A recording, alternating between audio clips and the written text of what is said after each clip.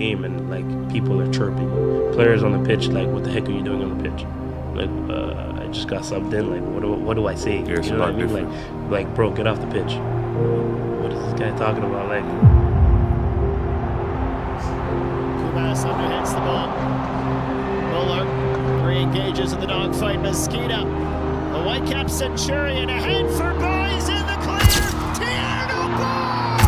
So you're telling me, Langley, you're telling me there's a Player chance. full of confidence. So glad it's him.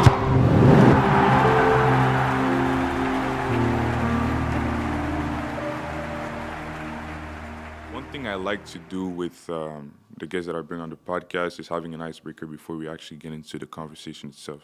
yeah. So I'll just ask quick questions, random questions really, and just Okay. answer like you want to. Okay, let's go. So, first question, what is your favorite dribble? My favorite dribble Yeah. for myself. Yeah, for yourself. My favorite dribble. Yes. Or your most used one if you want. Oh, my favorite move. Yeah. Honestly, I like megging guys. Honestly. Megging? Yeah. Just like it's not just one move. Yeah. But I mean, like you can do it in a bunch of different ways. But I like to put the ball through the person's legs and just embarrass them, kind of. You know, like when I play, like I like to have fun, and that's one of the ways I have fun. Like just kind of picking up when I can meg somebody, because I also think it's a skill to try to do like that meg or whatever. And I've trying to like break it down and really see when like are people's legs gonna be open, when are people's legs bound to be closed, you know what I mean, when you're dribbling. And I think I've got pretty good at it. So Would you say is the first thing that you're looking for when you're playing for fun, especially? when I play for fun, yeah, Like for sure. last time we played, like were you like thinking about that a lot? Yeah, for sure, man. I like, I like to pick up whatever the level I'm playing at. I just Yeah. like to pick up different tendencies of different players, right? And when we were playing pickup, like you tend to see the players are a little bit slower, obviously, but like maybe in a sense, like you anticipate for them to do something, Yeah. and it doesn't happen because you're used to maybe the pro player. Definitely. I'm used to playing as Yeah. Mateo Campagna, Yeah. like it's difficult, you know Yeah, what I mean? And then the that's awesome. other guy doesn't give me the same cues, so it's a little bit different, yeah. Okay, cool. And if you had to say who's the best player in the world right now, currently, in your opinion? I think it has to be Kylian Mbappé. Kylian But Mbappé? I'm gonna say that because I'm a Madrid fan, Okay. but I'm gonna say for sure Lamine Yamal is not far back. You think so? I think just in terms of ability, Lamine Yamal is everything you can I ask feel for. like Lamine, well, me personally, I feel like he's not keeping up. Like, he had a great beginning of season, beginning of career, but right now, I feel like he's falling back a bit, don't you think? That's the thing. People talk about Lamine like he's a seasoned pro and all this stuff. The guy's 18, right? So, like, for me, it's like to have these up and downs in your career is like for him, you can't even call it an up and down because he's just been up as an 18-year-old. You know, he started as a 15-year-old, and to 18, no one ever can say what they've done what he's done. You know, comes second in the Ballon d'Or? What was it? Yeah, Or like true. third in the Ballon d'Or? I forgot That's what it true. was, but like nobody can say that they've done what he's done. You know what I mean? And that's a little bit of the arrogance. I think that's where his arrogance, or people say arrogance, but I think confidence comes from, man. Yeah, that's true. Like being that young and having so much success and being a star player while doing it. I think nobody's ever done what he's done. So Yeah, that's factual. That's factual. It's hard. Then it's hard to compare Kylian and exactly, Lamine. right? Yeah. It's very hard to compare them, but I can say Kylian was also very good when he was 18, but he wasn't winning the Euros, True. right? Yamal just led his team to the Euros, right? But and Kylian led his team to the World Cup. he did, yeah, he did. But Yamal was 16 when he did. Yeah. Oh, Kylian was a year and a half 18, older, I think. maybe 18, yeah, Yeah. when he did it. So it's like you kind of look at these things and you put everything into perspective. Yeah. Tell yourself, look, Kylian was a star player on his team, but he also had a lot of other stars amongst what he's doing. Yamal in that front three, for me, he was a star. Nico Williams was his Robin, to the Batman Yeah, he was. sure. So, yeah, man. Honestly, big respect to that guy, man. He's very good. Yeah. So you already said that you're a Real Madrid fan. Yeah. If you had to say a stadium that you wish to play, where would it be? Has to be the Bernabeu, man. Has It has to to be. Yeah. That's a Has to dream be. for me one day. Yeah. Okay. And if you had to take one out between dribbling or shooting, so you can't use it anymore in any of your games, Shooting. You have to take shooting out? Shooting. You don't like scoring goals? No, I like scoring goals, but I'm like the people who know me. Like I like scoring goals. I like having the feeling of scoring a goal. Like I think honestly, nothing in this world can match the feeling that you get when you score a goal. The adrenaline you have, the confidence you gain off of scoring a goal. But I'm a pass first player, man. Like it's not hidden in the way that I play. You see the stats show it. I've had 9 assists this season in all competitions, and I've only had 3 goals.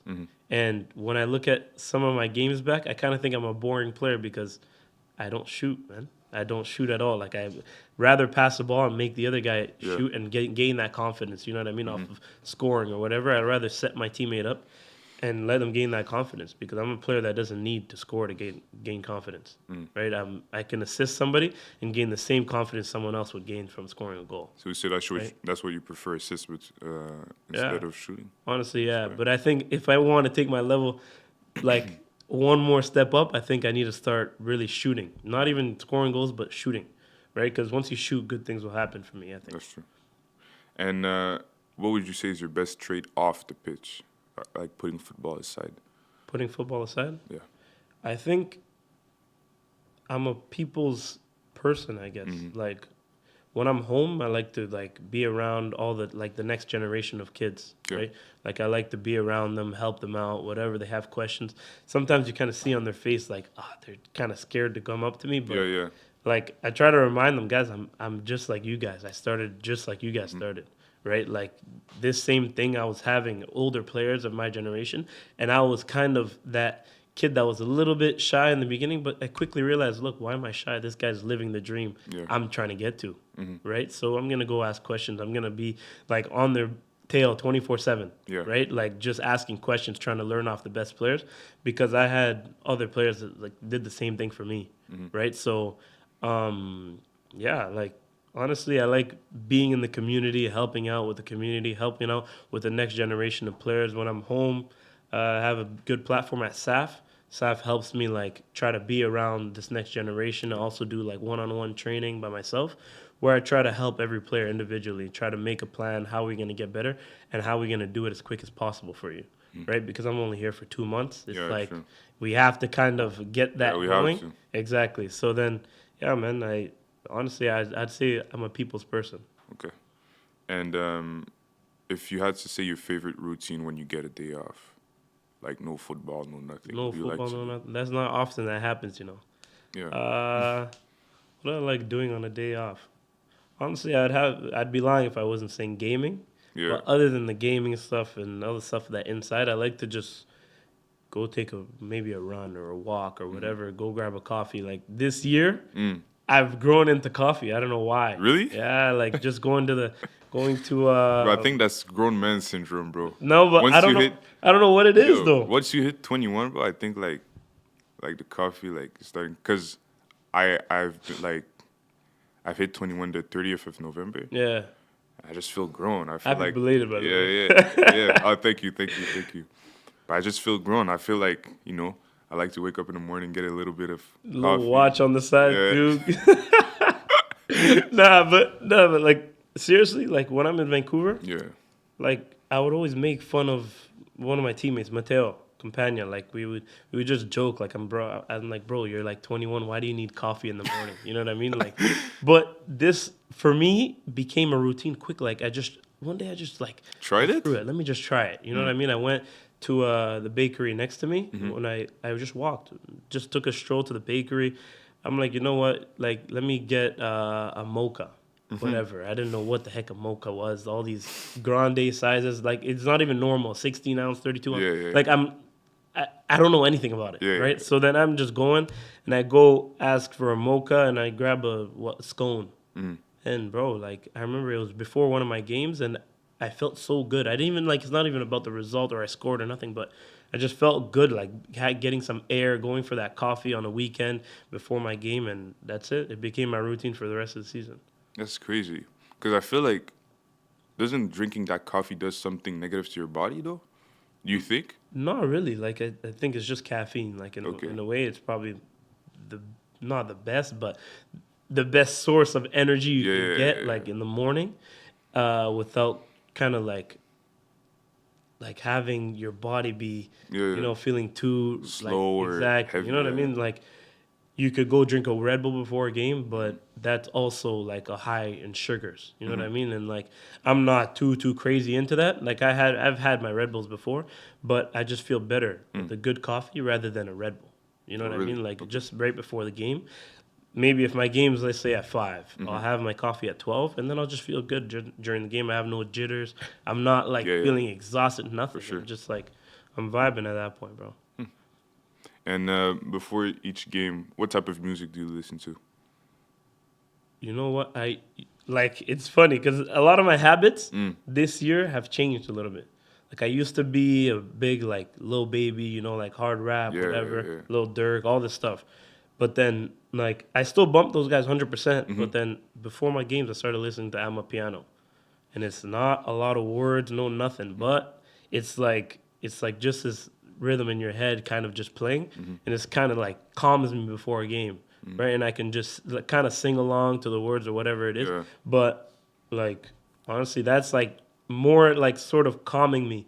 Before I would kind of get something that gets me going, kind of just like you know, like right away I need a Little Baby bump whatever track. But bro, like honestly, just getting that rhythm, I'm a piano, and it's kind of like a soothing thing. I go out for a warm up, and like it's still playing in my head. You know, it's kind of addicting, and I'm just there, just vibing, man. I find like that vibe, and it like relieves a little bit of stress from the game. You kind of feel like, okay, I just have my job to do on the pitch today, and that's it. I'm gonna go out, have fun, and that's it. Right before, I would kind of listen to Lil Baby. I'm like, Yeah. oh, trying to go make tackles, like trying to go do. Nah, man. Like you just gotta let the game come to you and play, man. Yeah. You're talking about habits that changed this year. Why do you think so many habits changed? Do you think it has to do with the fact that you're 21 now or something else? I think I just came in last season, or I should say 2 seasons ago, my first season at VFC.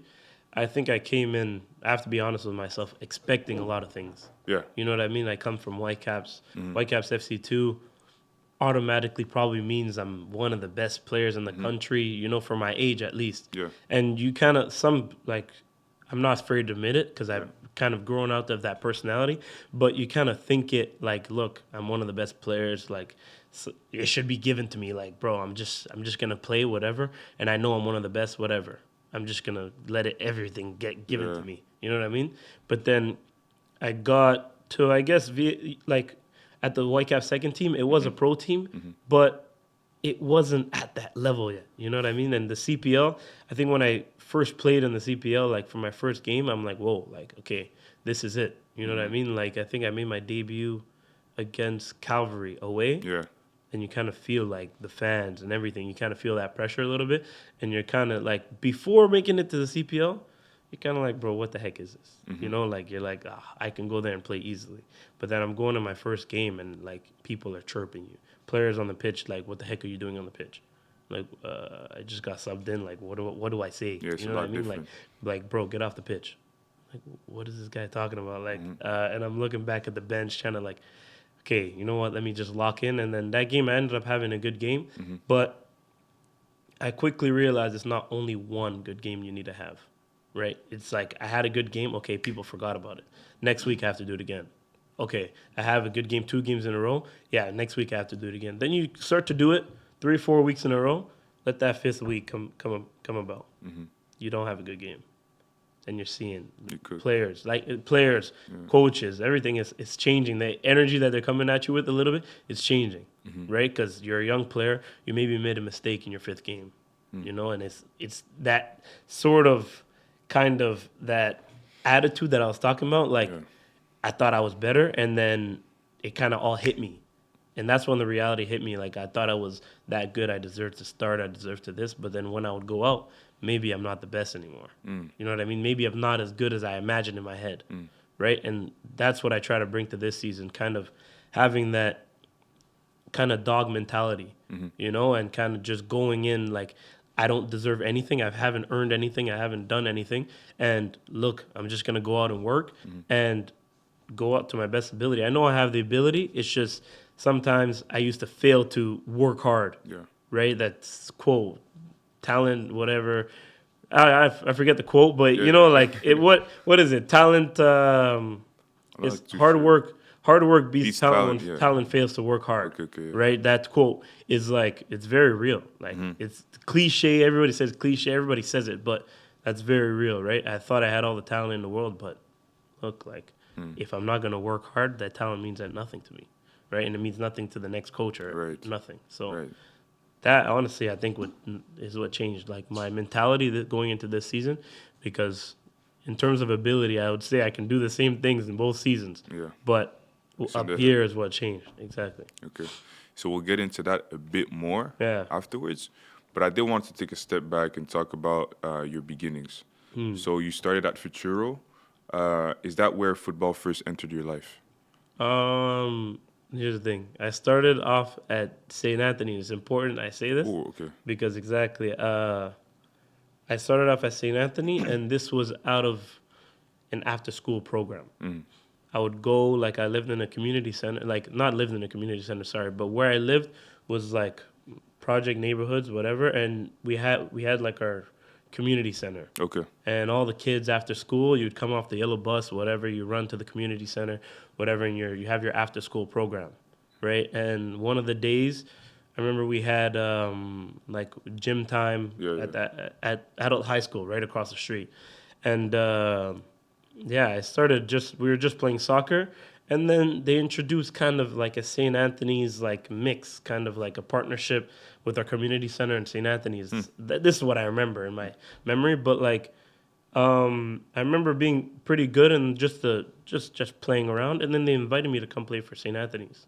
Right, I think this was when I was 8 or 9 or something, and I just went back and I kept playing with St. Anthony's, whatever. I played one winter season with St. Anthony's, and I grew pretty fast, and the players over there weren't at the level that I wanted to make you know what I mean? Because St. Anthony's at the time was it wasn't really the best team in the city for my age, right? And then I remember I think the summer I turned 10, we ended up playing against Futuro. Okay. Exactly. So this is where everything went down. I scored against Futuro earlier that summer, but no coaches, the head, whatever, Sanjeev wasn't there.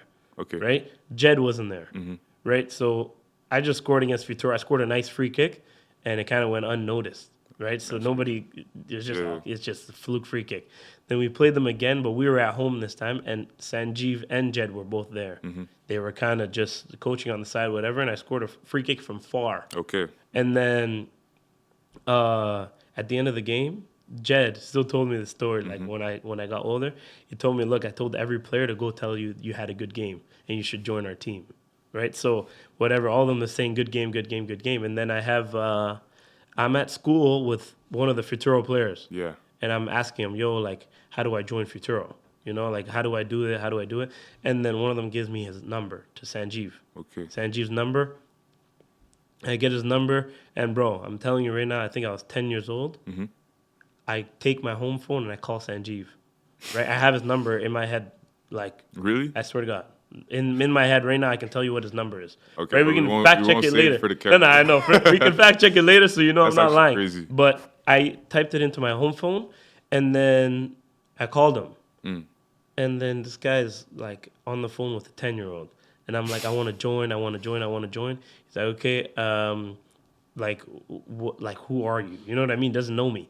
And I'm like, I just played against you guys and whatever. Omar gave me your number, right? Omar and Bilal Shabihi, they're like my good friends. They're still good friends of mine, like right now. But they gave me his number, and I just like was talking to him over the phone, and he says, okay, no problem. Like, we have training this day. Tell your mom we have training this day.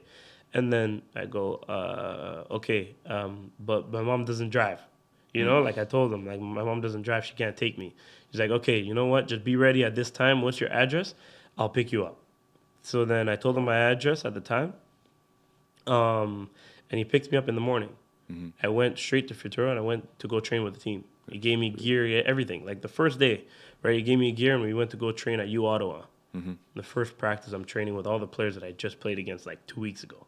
That's you know what crazy. I mean? I'm playing against all of them, and I'm just like, I'm feeling a part. And then my first week, I started like me and Noah Abatne.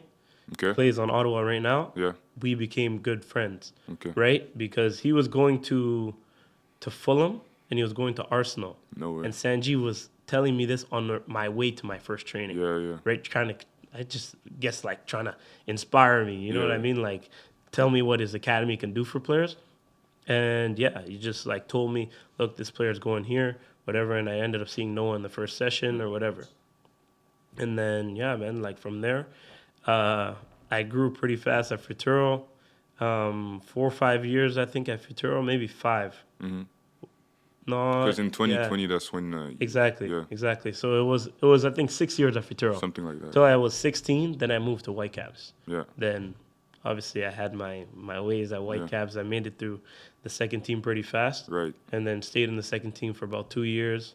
And then Whitecaps said, look, you're good enough for the second team.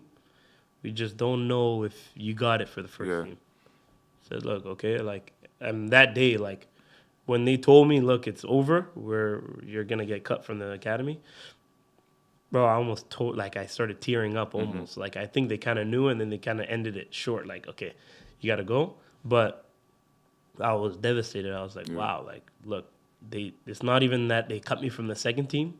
It's that they just didn't consider me for the first team, right? So I was kind of on that edge where it's like do or die, and quite frankly, I died in that moment. You know what I mean? Like a lot of stuff inside me, like I didn't know what to think or whatever. And I think a few days later, before I leave Vancouver, because from the day I got cut to when I left Vancouver to come back to Ottawa, I think it was 1 week, right? So a few days later, my agent gets a call like, yo, there's a trial at VFC. Right? Like, you can go train at the end of the season. Like, their season's done, my season's done. I said, whatever, man. Let me just go train for 2 days. And how long was that in between the day that you got released and the trial? The call, The call was, like, I think a few days, like, maybe 2 days later. Okay. And then they said, look, just, like, you have to, my agent told me, yo, listen, you have to go train in Langley. I said, bro, Langley's far, bro. You know what I mean? Like, can you just tell them, like, something? I don't know.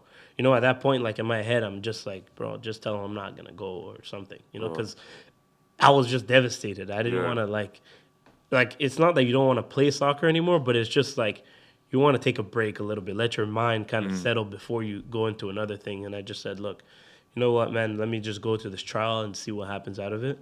I went to the trial. And ended up only doing 2 days before I had to leave to Ottawa. And after the trial, 2 days, the coach told me, look, we're going to be in touch with your agent.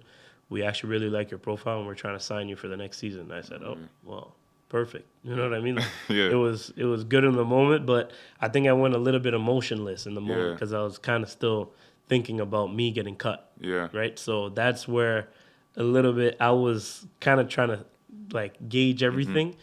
I just really couldn't in the moment. That is kind of crazy. Did you ever feel like this life was written for you, or did it feel impossible at the time? I say, yeah, in like in some sense, like you kind of, like the way I grew up, I'm like, I don't expect anything. Right? Like, no matter how hard I work, no matter, like, what I do, like, I'm not giving $1 to expect it back. You understand? I'm not going to work hard at the park just so I can go and get something back in return. No, like, that's not the way I work. I put the work out. If something happens, it happens. Look, if I do, if I go out to the pitch and I'm going to work every single day and I'm not getting my pro opportunity, then so be it. I'm not going to change my mentality and, like, I'm not going to go on that next day and be like, look, I'm not going to get it anymore. Nah. I'm going to go out the next day like nothing ever happened. You know what I mean? Like, that's the way I think. Like, I don't do things to get stuff in return, right? I do things.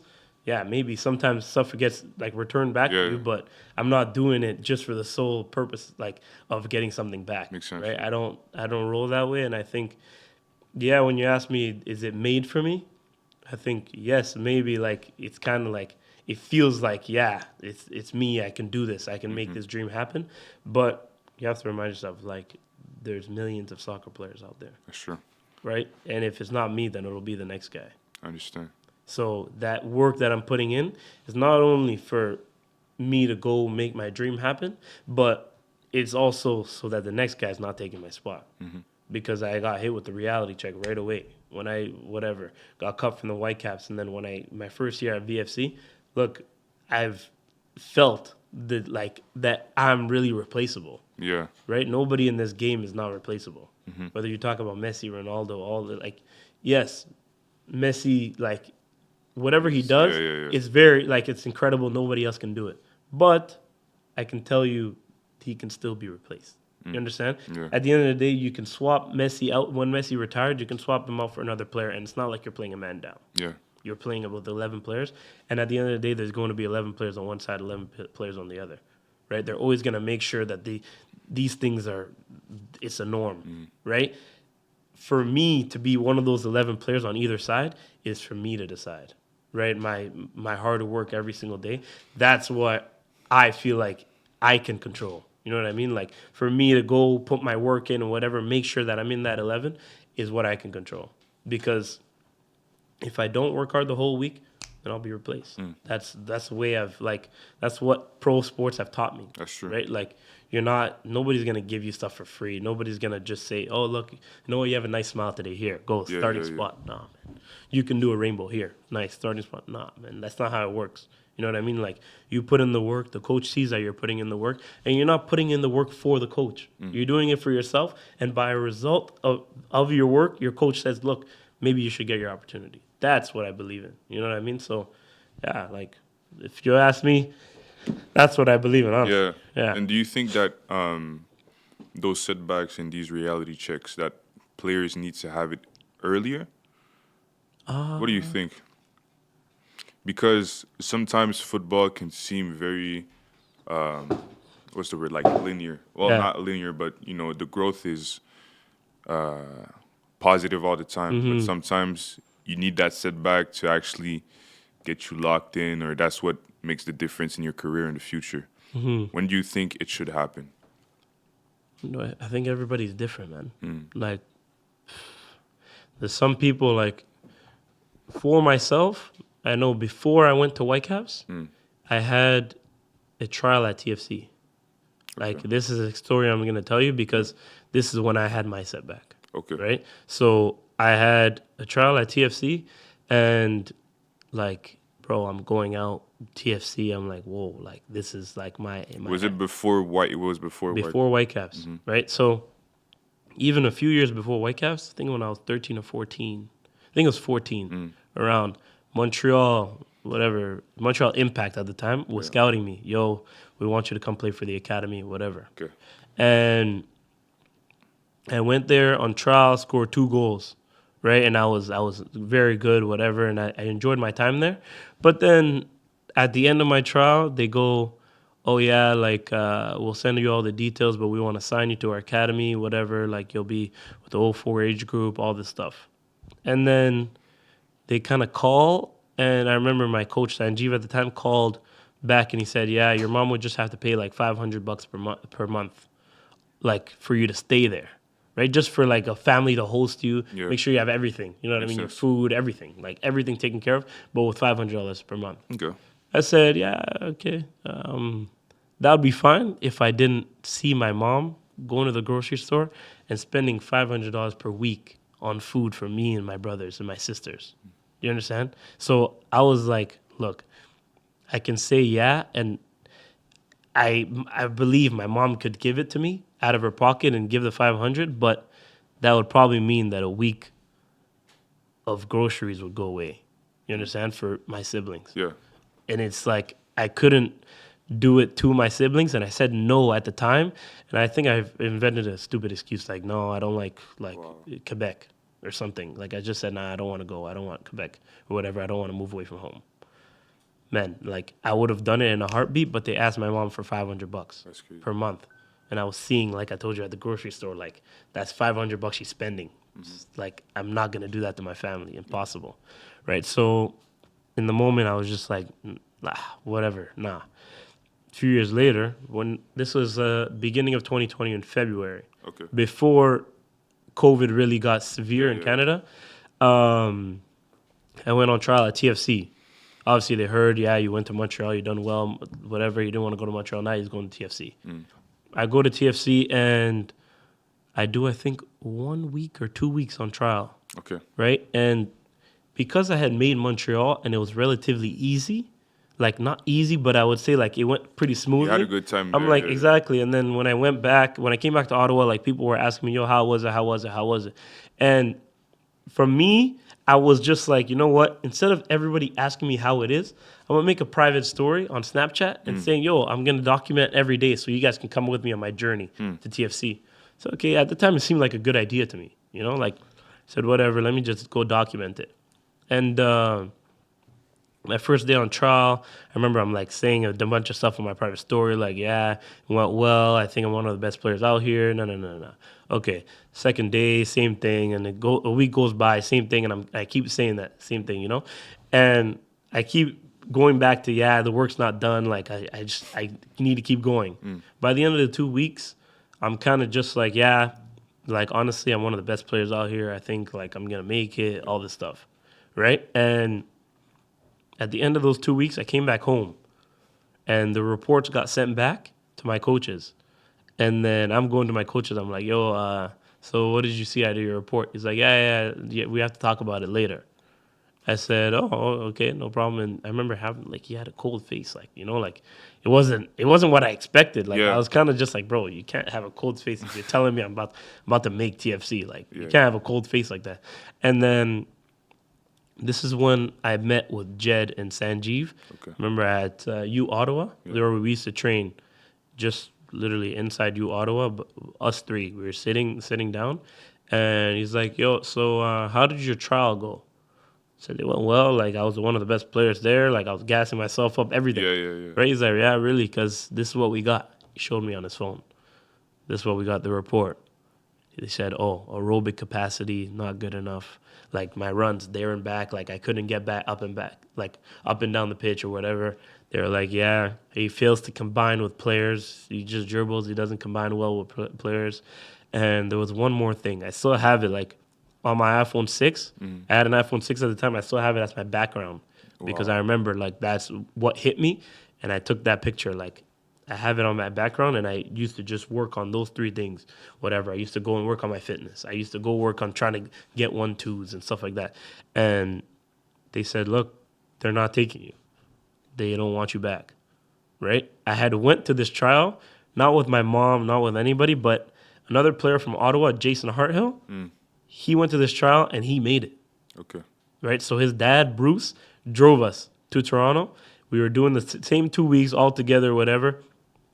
Jason zipped nothing, didn't say anything the whole time. But then the day it came, the email came out. He's like, yo, did you make it? I said, no. And I asked him the same question back. He's like, oh, yeah, they took me. Bro, I was like, I didn't know what to think. You know what I mean? Because I'm coming from Montreal. You know, I made Montreal, whatever. Montreal's still interested in me. And then I'm going to TFC. Like, I don't make it. I was just like, how does this make sense? You know what I mean? In my head, I'm trying to really work it out, trying to see how this makes sense. And it's not making any sense to me. You know, like, especially as a 15-year-old, I was like, wow, like, I really didn't make it. Like, this was it. And they said I'm not good enough. Maybe I got worse in 2 years. I don't know what happened, right? And I was feeling down. But as I told you, I had put those same notes on my phone, and I was going to the park with my friends in COVID, just going to work on these things and going to do sprints, going to combine with players, going one-on-one at them, whatever, just working in the off season, and not in the off season, in COVID. COVID. And then Whitecaps kind of called my agents at the time, OPSM, right? They called, and because Sanjeev had a good relationship with one person at Whitecaps. So he said, look, this is the agent, whatever. My agent ended up sorting it out for me through Sanjeev. Whitecaps was like, yo, don't mind TFC, whatever, we'll take them. No problem. With no trial, no nothing, because COVID, they couldn't do trials, right? Because you couldn't bring players in and out, whatever. So they said, look, we'll take them, whatever, we'll pay for everything, whatever. And once I heard pay for everything, my mom doesn't have to spend those $500 out of her pocket. That was a green flag. Exactly. Green flag. I'm going right away, right? So I ended up moving away from home when I was 16. They took me, and till this day, I don't even think this is probably how they're going to find out that I wasn't interested, like TFC wasn't interested in me at the time, and they just took a risk on me, right? But then for my first day, I told myself, look, I'm not going to act like anything should be given to me. Like, I had that dog mentality from when I was 16. Like, the whole year, I was going hard, whatever, and trying to get to the first team. You know, that was my only goal. Look, I'm going there. I'm trying to make the first team. Within my first year, I made it all the way to the second team. Yeah. Right? And I had never made the jump, but I was one of the players that they were considering, listen, like, you're one of our next good players, like, whatever. So, like, I was one of the top of my age group, trying to play with the under-23s. And, like, on the weekend, maybe I would play an extra game with the U19s because I wouldn't get too many minutes with the under-23s. So, from there, like, I kept growing and growing and growing, and eventually MLS Next Pro in the following year, I think, came about. And we started playing MLS Next Pro. I wasn't playing for my first few games. And then I finally got my chance when the guy that was in my position got called up to the national team. Wow. Right? And I was playing whatever. In training, it was like I could do this. You know what I mean? But then my first game, like, of the season, before the guy went to the national team, he was still playing, and I subbed him out. I remember in the first game, I was shaking it, bro. Like, shit, bro. I didn't know what to do. It was like an awakening, bro. Yeah. Because the first year of Next Pro was not, like, a lot of people say it was kids. No. First year of Next Pro, like, it was real pros, but one that wanted to make to the MLS. You get it? Yeah. So it wasn't like the kids that straight from the academy playing Next Pro. No, it was grown adults playing in Next Pro, like, that wanted to make it to the MLS. Yeah. You know what I mean? How old were you at that time? 16. Damn, okay. At the time, I was 16 at the time, right? And then they were like, whatever. This guy went to the national team. A few games later, I was on the bench. He went to the national team. I started my first game against Seattle, and they told me, look, there's this guy. He's their best player. He's been scoring goals for them the whole year, whatever, so far. Like, 5 games in, they've been scoring goals and everything. He's their best player. This is a tall, dark-skinned, like, straight, like, bro, player. Yeah. And I'm like, whoa, like, he's fast, everything. And I'm like, okay. I'm lining up, starting 11 or whatever. I'm lining up, and I'm like, bro, how the heck do they expect me to lock him? Lock him up? Like, I'm like, bro, what the heck are these? You know what, bro? I'm like, you know what? I have nothing to lose. Yeah. I was on the bench. The worst thing I can do is go back to the bench. Yeah. Right? First play. The guy drives at me full speed. I'm like, whoa. And then, bro, me, little body like I am, I'm trying to keep up with him, whatever. He takes his touch down the line, and I run with him. Boom. I'm there. I'm still there.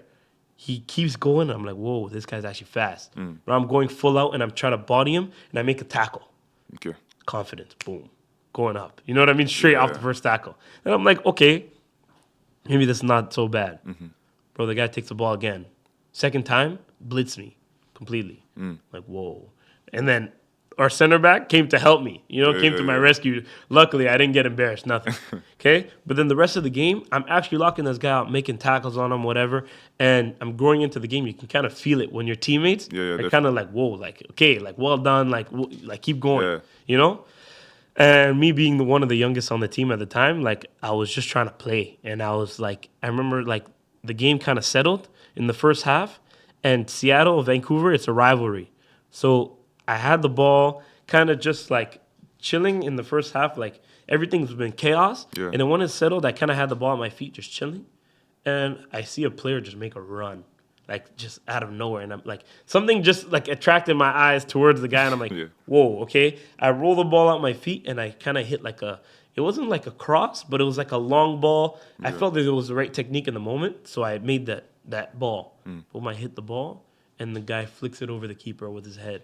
Boom, goal. My first assist in the Next Pro. and it came against, like, it's our biggest game kind of the year so That's far. incredible, yeah. And it came against our rivals. You know what I mean? In my first start. And, bro, crazy scenes. Like, How did man, you everything. prepare for that game? Honestly, I didn't, bro. I didn't. Really? At the time, I think I was even fasting at the time. We might have been fasting, yeah. It might have been during Ramadan and we were fasting. Me and Ali Ahmed Okay. on at that time. Yeah, I didn't. Like, I didn't know I was going to start that game. Okay. Right? The guy has gone to the national team, but we also had other players that can fill in at right back, fill in at right wing back was the position at the time. So I said, bro, like, I'm just chilling. Like, the day before, I'm just going to go out, whatever. Like, I'm used to playing my minutes off the bench. I'm not going to start. Yeah. I get to the stadium, and it's like, yo, this is starting lineup. I'm there? I said, whoa. Bro, so after that assist, I go in at halftime, and I'm on my phone. I don't know how to act. I just started, for the first time. Halftime, I'm on my phone just chilling. I'm like, whoa, people are posting me. Look, first assist, first pro assist, whatever. And then our coach comes in, and people start, like, putting their phones away and stuff. And then this is, like, new to us all, right? So then he, like, snaps at halftime, like, yo, how the hell are you guys on your phone at halftime? Like, why the heck are you guys on your phone at halftime? I'm like, what is he, like? I didn't know, it's my first game as a pro, first starting game as a pro, whatever. I had no idea, like, I'm going out and I'm just trying to play, right? But then at halftime, I'm like, bro, I'm like, adrenaline's pumping, whatever. Yeah. I go straight to my phone, see who's saying stuff about me, whatever, who's posting me, whatever. And then after that, he beefed us, whatever, and then I think they scored, and then we ended up scoring again, winning that game. And then from there, like, I gained the trust from my coach and stuff, and then I started playing a lot more games. Didn't start every single game, but I started to play, and chain performances together, and honestly, like, it was good at the end, next pro. And what was going on through your head at the end of that first game? Honestly, like, thank God. Honestly, in the moment, like, I was fasting, and game, it was hot outside, it was everything, like, I was just there thanking God. I'm like, wow, like, just a few weeks ago, I was playing in Houston, super hot. I wasn't fasting at the time, but it was super hot, and I didn't know how to act on the bench. Like, I came off the bench, and I felt like I wasn't ready for the level yet. Yeah. And then a few weeks later, my life felt like it changed completely, right? Just having that first assist, gaining that confidence off of that. And that's where it kind of started, where, like, I liked providing for players, kind of getting the assist or whatever. And, like, I would say, yeah, that's where, like, I just started kind of, like, that's what I'm most grateful for and what I learned off that first start. Yeah. Honestly. Okay. And I wanted to talk about that because you don't play the same position anymore that you used to play when you were at Whitecaps. What was that change? When was that change? Because you played right back or left back? Right back. Right back. With Whitecaps and with Futuro, I believe. No, Futuro, I was always a striker. Exactly. So you were a striker, you switched to right back. What was that change like, that switch from Futuro to Whitecaps? Why did he put you back? Oh, look. So it was before, in my first year, I was playing with my own age for the first few months. Like, the first couple months, I was playing with my own age. Right, so U17, I came in. I was 16 playing with the U17. Like, that was the year that you're supposed to go into. Right, so everybody's going to turn 17 next year. Okay, yeah. So then I was playing with them, whatever. And right before Christmas break, where they select a few players to bring them up or whatever, like, they talk over Christmas break, we're going to bring these player up or whatever. I was kind of just like, I was playing, whatever. I was also one of the best in my age group at the time, like, just performance-wise, right? I was scoring goals, assisting goals, like, going at players. They really liked me at the time. So they said, look, like, you're evolving well, whatever. I was very close with my coach at the time. I would text him after games, like, what can I do better and stuff like that, right? And he would always be honest with me. And then the final training before we go on break, we're playing, like, a possession game, right? And our team is, like, we're scoring a lot of goals, like, the goals in the possession, like, I think you had to, like, get in a certain zone and then you get a point, right? And then we keep getting, like, points, but we can't defend. And it's like the same left winger on the opposite team is like scoring on us. And I'm like, bro, like I'm looking at the left winger, I'm like, it's not that hard to defend him. Like, just push him, whatever, win the ball off him and get it. Like, let's play. The guy's like there and he keeps getting scored on at right back, like just one-on-one. Yeah. Told him, bro, take my spot. You go higher up, let me defend. Okay? And that whole... Was that on the same side as you? The same side as me, Okay, exactly. good. So the guy that kept scoring... You guys just switched. Exactly. We just switched, right? I was on the guy that kept scoring on the other team, right? And then I'm like, bro, it's not that difficult, whatever. And I just went up against him and I tackled him. Boom. And then I go again, tackle him. Go again. And they're not even giving the ball to him anymore. Then my team is scoring goals, but we're also defending and we're not conceding any. You know what I mean? So then my coach sees this. He's like, whoa. Like after the training, he's like, yo, I didn't know you could play right back. I said, yeah, bro. Like sometimes I enjoy playing right back. Yeah. And that was the truth. Like sometimes. I told him sometimes I enjoy playing right back. Bro, I came back from Christmas break and they say, X, Y, Z, you guys were with the U19s. And I was the X. You know what I mean? There was Jay and there was a few other players from our age group that got called up for good. You're with the U19s now. Wow. Okay? And then we get it, whatever. Our first game that we're playing, first inter-squad we're playing with the U19s, everybody's getting like put into position. And then, like when you're playing an inter-squad, you kind of like already walk. When you know your team, like they say these guys are on this side, these guys are on this side, kind of walked already to the right wing. I was already playing right wing at the time. I was walking up to the right wing and I was walking up, whatever, pulling my socks up, everything, like getting ready to play, like a 10-minute game. Yeah. And then I hear, Laj, you're going to go right back? I said, whoa, wait. You guys brought me up to play right back. So you know what, bro? I can think about this two ways. I can either complain and play right back and have a terrible mentality, or I can go out, be a dog, and show them that it doesn't matter what position you play me, I'm going to be good. You know what I mean? So I went out with that mentality, and the U19s, like, they were not the best age group, but it was still a faster pace. Yeah. And it was still stronger players. You know what I mean? So it was still a challenge. It was a different challenge in itself, just playing with the U19s. Yeah. Right? So I went up to playing with the U19s, and I was just playing right back. Just right back. And then eventually we started playing like with wingbacks, a 3 at the back, 3-4-3 system, right? Because we had to follow whatever the first team did eventually, right? So I started playing right wing back. And then I'm liking this, like I'm liking the right wing back position because I can attack and I can show that I have that dog in me to defend. Wow. You know what I mean? Yeah. So I'm like, you know what? I started defending and like they loved it. Like I had the energy to go forward, the energy to come back. Whatever TFC said, gone. You understand? Yeah. So it was like, you can, whatever. You can also get more fit. They told me you can get more fit, but right now, like we're really happy, whatever. Yes. I'm like, whoa, like perfect. I'm playing right back perfect, whatever. Maybe it's not my favorite position or my best position, quote unquote, but I'm playing right now. I don't care. People will tell you, like, as long as you're playing, doesn't matter where you're playing. Like, yo, you're playing, it's done. Whatever. You just enjoy while you're playing. Yeah. Then the next step comes through. I think it was like a March break or something, where they're sending another batch of players up. From the U19s. Usually it's the main U19 players that get sent up. Yeah. But then the under-23 coach at the time, I think it was Vanny, and Vanny really liked me. Like, he came to watch one of the U19 games. He's like, whoa, I like this guy. And he's the one who instilled the kind of 3-4-3, the identity. So then we went with the 3-4-3, and we started playing with Vanny. I started playing with Vanny, under-23's team, and just right back.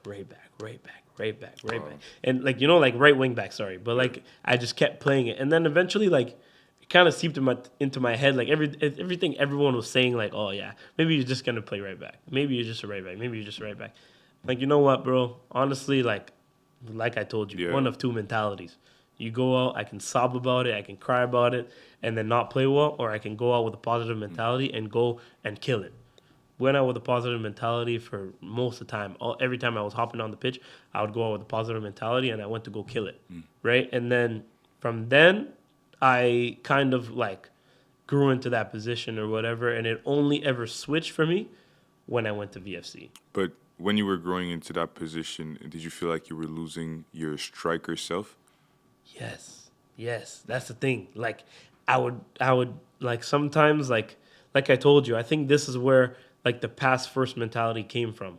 You know what I mean? Like before, I was the goal scorer. I would score goals. I would do everything like whatever. Yeah. And now I'm kind of turning into like someone catering for other people. You know what I mean? For the strikers. Yes. You know, the people that can put the ball in the back of the net, whatever. And sometimes, like in situation where I should shoot, I would pass. But it wasn't on purpose. Like it was just like on accident. Like kind of, yeah, bro. Like this is what I've been doing for the last few years. Like now I'm passing the ball, whatever. But I started to kind of lose my like striker's instinct or like my killer instinct, you can kind of say, like to go score goals. And I'm still now trying to get back into it. You know what I mean? Because I've been doing the catering for a lot, like for the last 5 years. Yeah, yeah. You know what I mean? So now I'm trying to get back into it, into like a different version of myself where I'm going back to what I used to be. Exactly. Right? I like went to a basketball game. Or no, I used to cut hair. Okay. On the side, exactly. Yeah, it's random. But I used to cut hair on the side. Yeah. And one of the guys who I cut hair for, he basically like, we were just chatting, whatever. And you know when you're in the barber chair, you start chatting about random stuff. But then he just told me like, yo, do you still play like higher up the pitch? I'm like, not really. Right? This is still, I'm a U23 squad. He's like, not really. I'm just cutting his hair, whatever. And he's like, yo, why? What's up? And then I'm like, yeah, like, whatever, like, I don't really play high up the pitch. You know, when I was at Whitecaps, they wouldn't let me play up the pitch. And now I'm at VFC in my first year. And, like, they only see me as a right back, kind of. Yeah. He's like, bro, like, you were like a dog. Like, you were like a dog. Like, when you were there, like, you didn't care about anybody. You had that ruthlessness inside of you. Said, you were? What do you mean you were? Like, I thought I was still a dog. Like, what are you talking about? You were. I'm like, damn, like, I kept cutting this guy's hair, but I'm like, whoa, like, this actually hit me too. Like, what the heck is going on? Like, what does he mean I was a dog? Yeah. You know, like, what does it mean I was like this? I thought I was the same player. Yeah. And that's when I realized, look, I kind of lost that dog mentality and the killer instinct. I kind of lost it. When I took a step back to look, I'm like, whoa, I'm no longer scoring goals. And I'm not assisting enough to say that I'm really like a playmaker. Like, what the heck am I? Boom. Now I'm in an identity crisis. I'm kind of just like, what the heck? Like, I'm a right back that has the abilities for a winger, but I'm not playing winger. I'm playing right back. Sometimes I'm playing left back. I'm not even left-footed. Like, bro, what the heck is going on? Did you think a bit about how would your career end up being? Now that you've you know, that's what you kind of think of. You're like, where am I going to, like, people ask me, where do you see yourself in 5 years? I'm like, damn, right back. You know, like, what else am I going to say to them? Yeah. I've never played another position in the last 5 years. You know, I'm not playing other positions. I'm like, bro, what else am I going to tell you about right back right now? So then this is where it also came from in this year at VFC to kind of just, like, get that dog back. Get that ruthlessness, like that. Just be ruthless again. You know what I mean? Like, not give a damn about anybody, anyone. Doesn't matter what it is. I don't care. I'm going out and playing my way. You understand? Not the way that catering to other people, whatever. I ended up doing it as a result this year regardless. But I felt like I was really going at players. You know what I mean? Before, I was trying to be pretty and make the passes, whatever. I was going at players hard, whatever, winning challenges, whatever. But I was also playing lower on the pitch at the time. But my coach, like, he gave me the freedom to get higher. You know, he knew I had the ability to go one-on-one. So he said, yo, when we defend, you'll defend as a left back. But when we attack, I was practically the left winger. You know, like, I was left wing, ball would get fed to me, I'm going at players, whatever. I got you.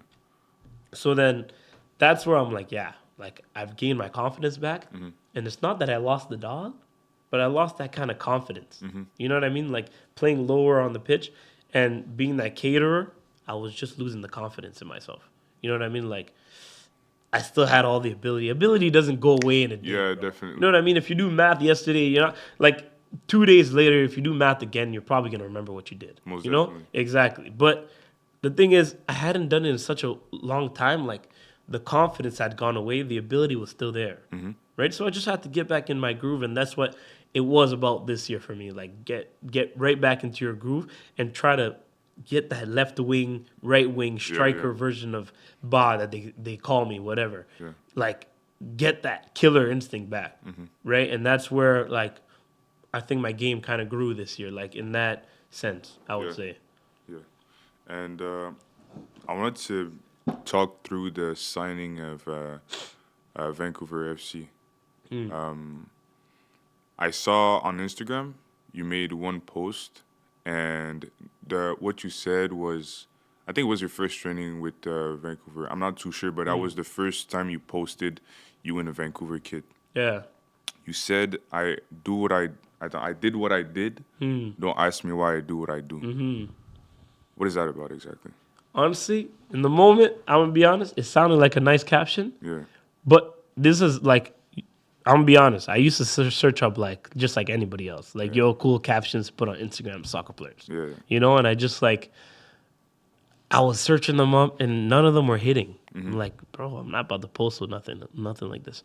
And then it's just like, I got it from a caption that I saw, but that wasn't the caption. Like, I did what I did, but don't ask me why I do what I do. You know what I mean? Like, in the past, like, that past me kind of is gone. You know what I mean? Now, don't ask me why I do what I do because it's a different me. Okay. You know what I mean? Like, that's what I meant by that caption. Yeah. You know, some people will interpret it in a bunch of different ways, but whatever I did in the past now is gone. You know, like, I'm turning a new page to a chapter. You know what I mean? Like, it's a new chapter in my life, and whatever I did before is gone. Yeah. The Whitecaps, whatever, it's gone. Now, I'm on the dark side. Vancouver FC, I'm on the dark side. You're not going to ask me why I do what I do. I'm going to show you why. Yeah. You know what I mean? Like, that's kind of what I meant about that. Like, I'm embracing a new chapter. I'm embracing a new version of myself and everything like that. So that's what I meant by that caption. I'm actually impressed that you actually knew about that caption. Yeah, bro. Yo, you got to do your research when you're about to do a podcast, man. I also had a question. Do you see Whitecaps and Vancouver FC as some type of rivals? Because in an interview you also said that you called Whitecaps the light, and Vancouver was more of a dark side, like you just said. I think that's also part of our identity. You know, at Vancouver FC, we're trying to, like, we're not trying to. It's our motto. It's our identity. Like, we are the dark side. You know what I mean? Like, because we have such a big club in Vancouver already. We are the dark side. Like, whatever, a lot of players from Vancouver Whitecaps will get cut and come to the dark side. But the thing is, it's not the scraps that are coming to Okay. It's kind of the players like me, you know what I mean, that are misunderstood, or the players kind of like who felt misunderstood in that environment are now coming to a new environment and get a chance to rediscover themselves. You know what I mean? We're not in an environment where it's too cutthroat or nothing like that, but look, if you get selected by VFC, you're now in it. You know what I mean? You're now on the dark side, and whatever happened in the light before, it's now you're coming to the dark. You know what I mean? Like, you scrap whatever happened before. They don't really care about what happened at Whitecaps, what happened at your TFCs, whatever. No, like, now you're a different player. You're one of us, and you're looking to reinvent yourself. If not, just take that next step. That's what VFC is all about, trying to bring players to that next step. We've already kind of, like, players like Grady McDonald and players like James Cameron, like, sent them to that next level and trying to, like, pave the way for them to get to that next level. You know what I mean? Like, give them a platform where they can get to that next level. And I'm a young player talking, but I can feel it. You know what I mean? That just shows you how much our identity is engraved into our roots. You know what I mean? So when I said that in that interview, it's because Whitecaps, they are in the light, man. They have everybody looking at them. Everybody's, like, if you have everybody looking at you, that also means all the pressure's on you, man. Yeah. You know, and into that final, I'm thinking, yo, like, why am I going to be nervous, bro? There's no point of being nervous. It's not like I'm playing at a new stadium. I've played there before. Yeah. Right? It's not like I'm playing against a new team. I've played against these guys before, inter-squads, whatever. Scored in inter-squads before, where these guys are playing, right? And then, like, I'm just thinking to myself, like, these guys have all the reasons to be nervous, not me. You know, people will say, yeah, they're probably, like, it's a big game for them, VFC, you know, like, but for us, like, look, We have nothing to lose and everything to gain. You guys are the MLS team. You guys are the best MLS team probably in North America at the time, right? Like, they made it to the final and only lost to Inter Miami. Yeah. Come on. Like, that's the statement in itself. But I'm coming to play you at BC Place on the 1st of October. I have nothing to lose, bro. Nothing. Maybe if they came to us, then maybe we'd have something to lose. If we lose in front of our home fans, it's something. Okay. But we're going to BC Place. The pressure's not on us, man. They're in the light. They're in the spotlight.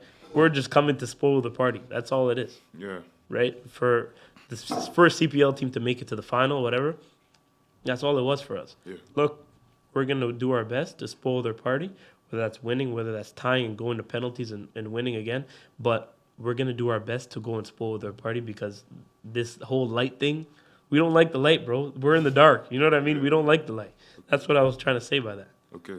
And talking about the game, the final, what was the coach's speech before you guys went out? Was it a bit like you just explained?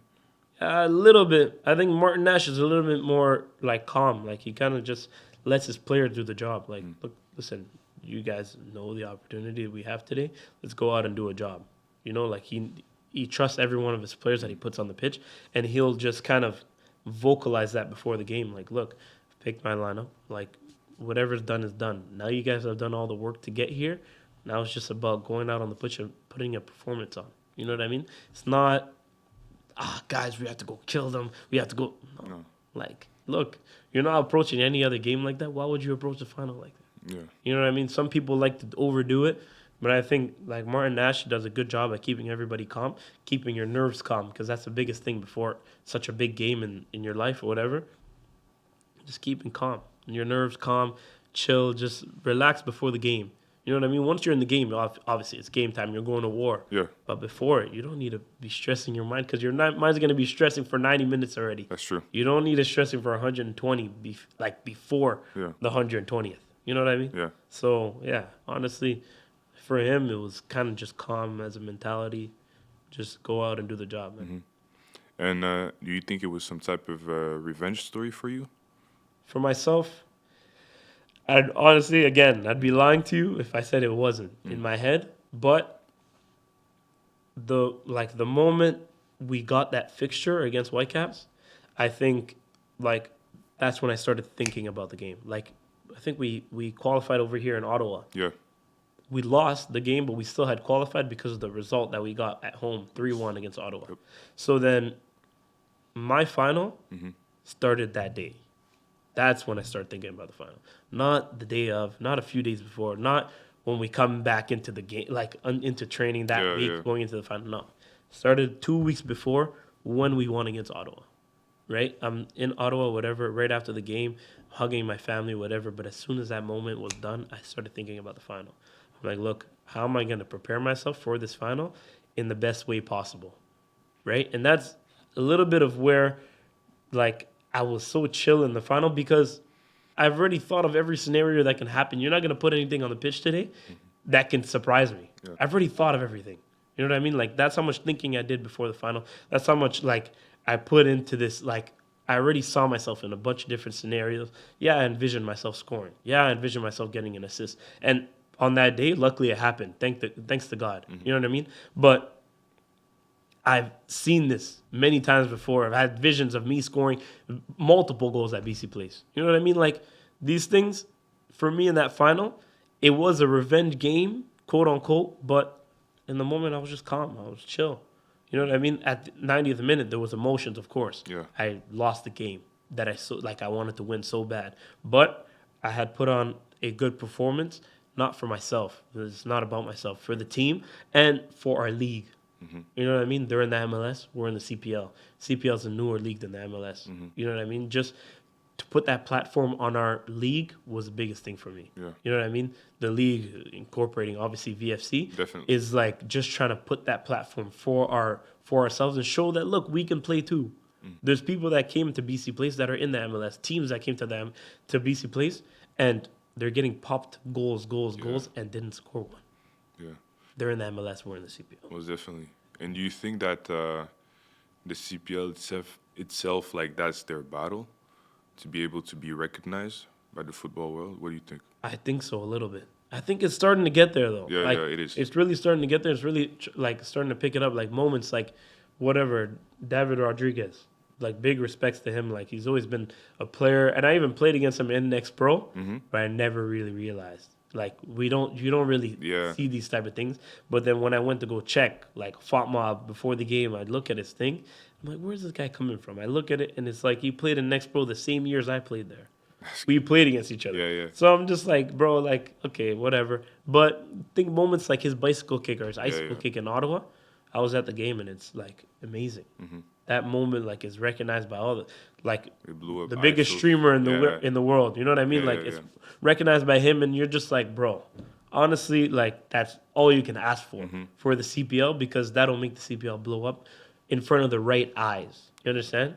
For the right reasons, not for it's like someone kicked the ball into the zone net. Nah, it's for an icicle kick, a great moment in Canadian history, and probably I think the best moment in Canadian Premier League history, honestly. Yeah, most definitely. So, and I did have a question.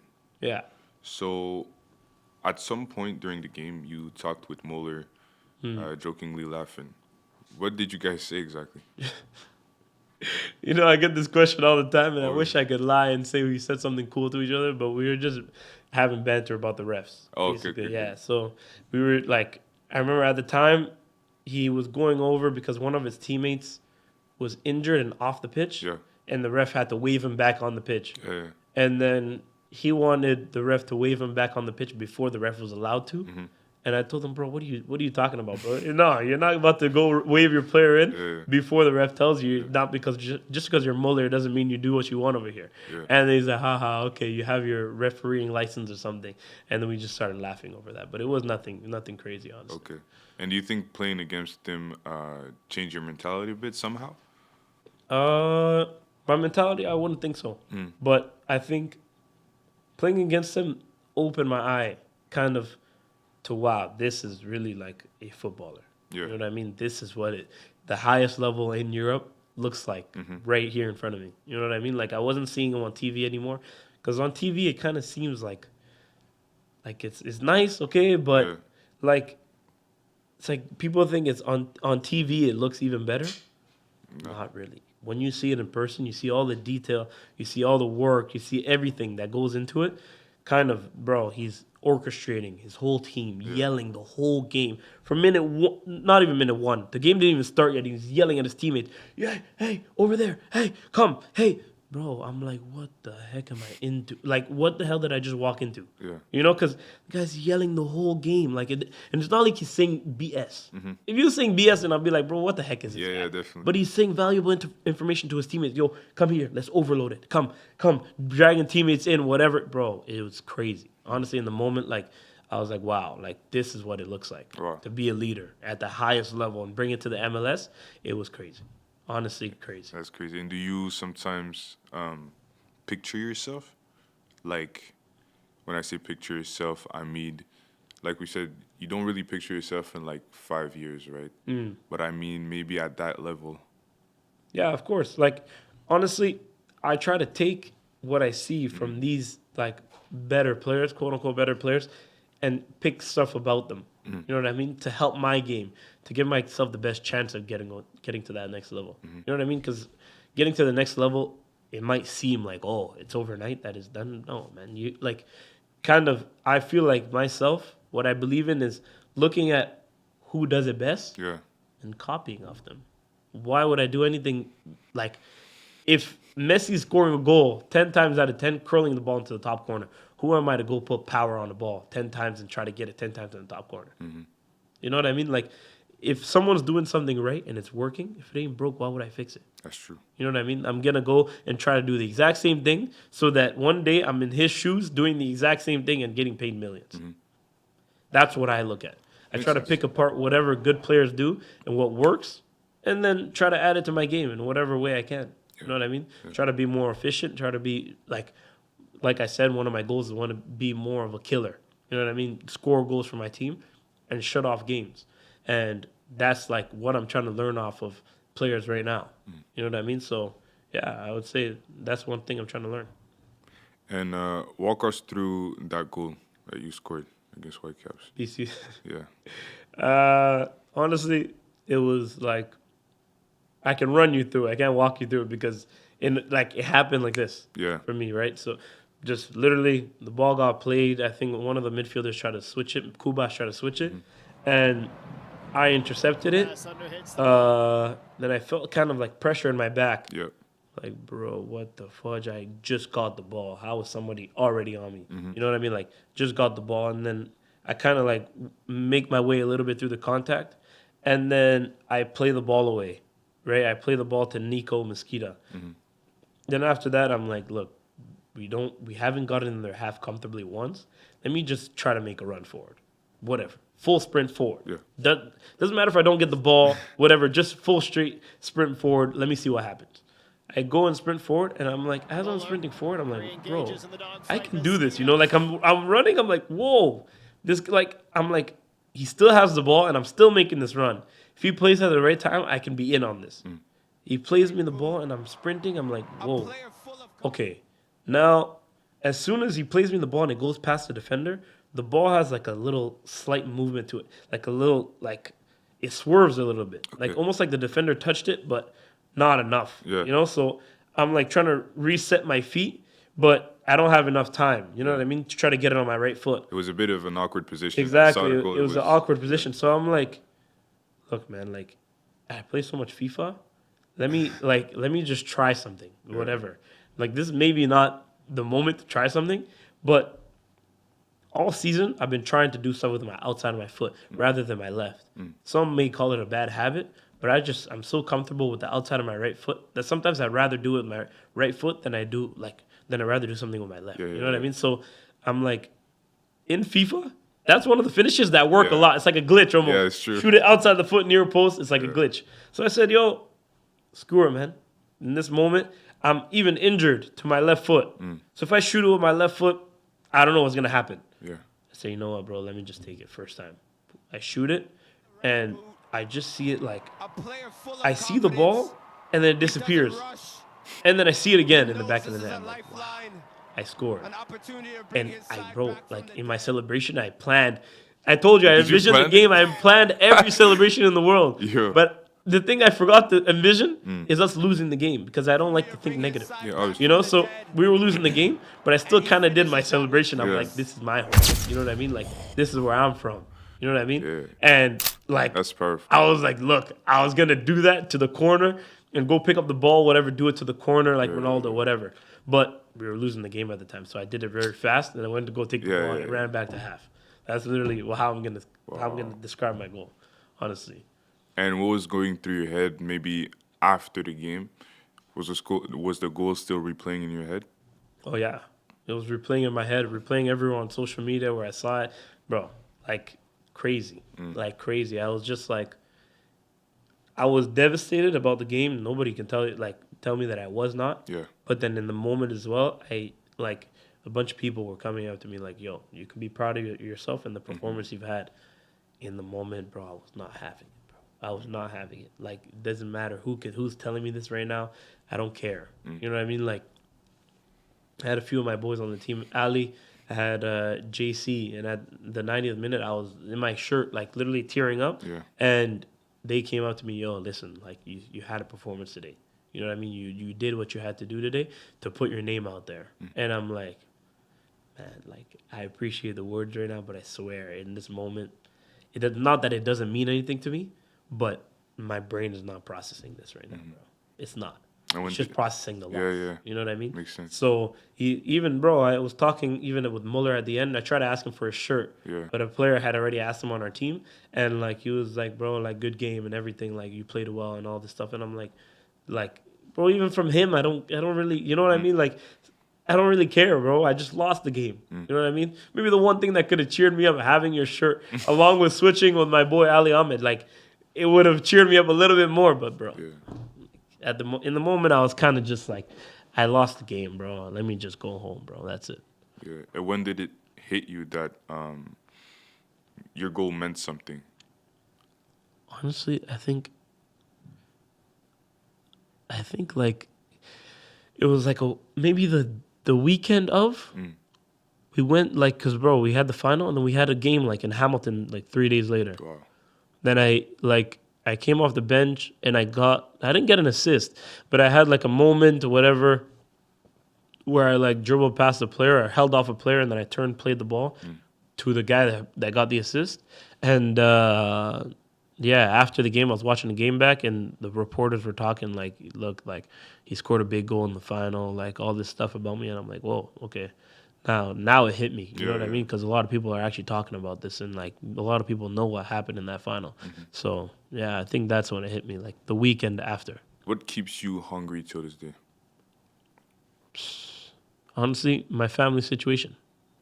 I would have to say that because I think when I come back to Ottawa, my mom still rents. You know what I mean? She still rents a house, and she still rents a house like not far from here. Like it's just like I know we could have better. You know what I mean? I know my mom could have better, but she can't do it on her own.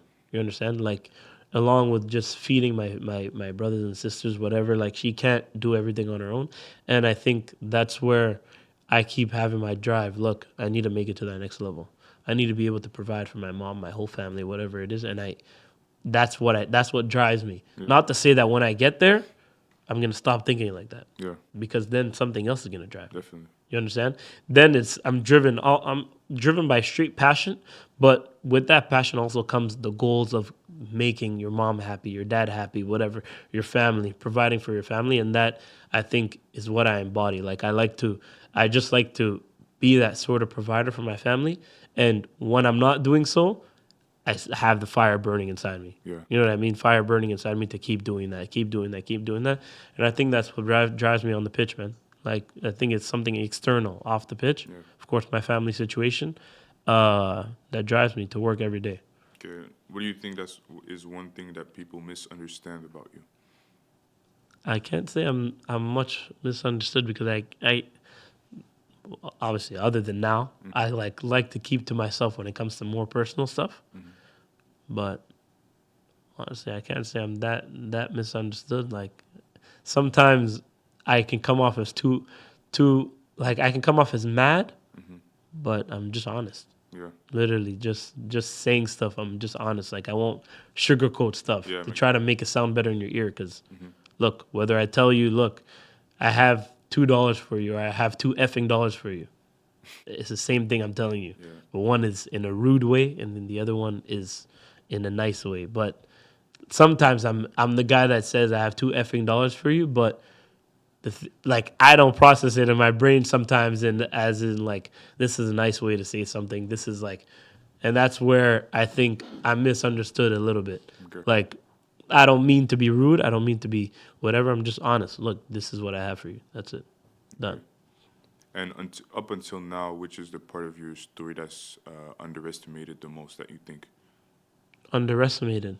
Yeah. The part of my story that's underestimated. From Futuro to St. Anthony to... What I say? I think just getting over setbacks, I think. Yeah. I think, like, it's going to sound like I'm making myself a victim, but kind of getting knocked down by so many obstacles and getting back up. It's like I've made my kind of story about it's not how many times you're going to knock me down, it's how many times I'm going to get back up. You know what I mean? It's not about, like, sure, stuff is going to happen, it's going to knock me down, but I'm going to be the person back to get back up. You know what I mean? Like, that's it. That's what I'm about, and that's what I've kind of made my story about, I think. So, yeah. Okay. And if football is a story, which chapter are you in right now? What is this, my 4th season? Yeah. I think I'm going into chapter 5 into this new year, I think. Okay. Yeah, I think I like to label my seasons starting off of, I think, 2021 was my first professional season in Next Pro. I think I like to label my seasons just by season. Yeah. Okay. I like to say it's chapter 5 now. Chapter 5. And what are you envisioning for chapter 5? Hopefully a lot of goals, man. A lot of goals? Hopefully the same amount of assists, but a lot more goals to come with it. I'm not really on the, like, I'm not on the number of goals, but I'm more so on the importance of them. You know what I mean? Like, if we're winning 5-0 and I'm scoring the 6th goal, it's okay. You know, like, it's like, okay. Yeah, makes sense. But if we're tying the game 0-0 and I score that winning goal, then it's a good goal to me. You know what I mean? Like, it's a valuable goal to me. If we're losing 1-0 and I score the tying goal and we end up winning 2-1, then those are the goals that whatever. If I score 5 of those this year, I'll be happy. Okay. You know what I mean? If I score 10 of the 6th goal of the game, I'm not happy. Okay. Okay, that's good. Well, thank you very much for your time. Thank you, bro. It was a nice time on the podcast. And, yeah, man. Hopefully we talk again. Yeah, bro. We'll talk soon, man. Thank you, bro. All right, thank you, bro.